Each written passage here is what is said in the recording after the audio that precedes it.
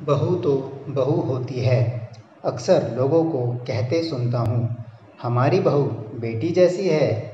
क्या आपने कभी किसी को कहते सुना है कि मम्मी बिल्कुल पापा जैसी हैं, या पापा मम्मी जैसी हैं, या पापा मम्मी जैसे हैं? नहीं, क्योंकि पापा पापा होते हैं और मम्मी मम्मी।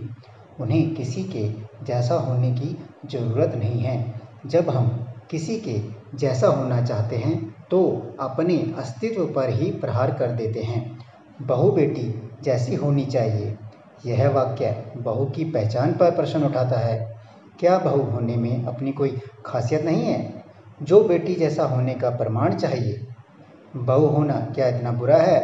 कोई यह भी क्यों कहता है, हम बहू को बेटी जैसा प्यार देंगे।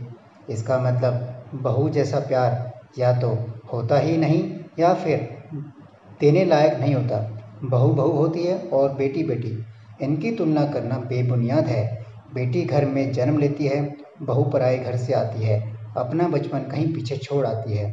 वो बेटी जैसी कैसे हो सकती है? और क्यों हो वह बेटी जैसी?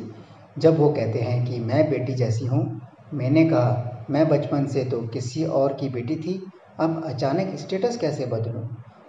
मुझे नहीं होगा किसी के जैसा, मैं स्वयं ही समर्पण हूँ।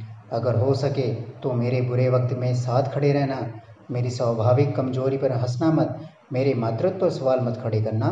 मुझे बेटी जैसा प्यार मत देना, पर मुझे बहू का सम्मान देना, मुझे बहू का प्यार देना। मैं बहू हूँ और बहू ही रहूँगी। बेटी तो मैं किसी की सालों पहले जन्मी थी, अब यह फिर से तो अगले जन्म में ही हो पाएगा।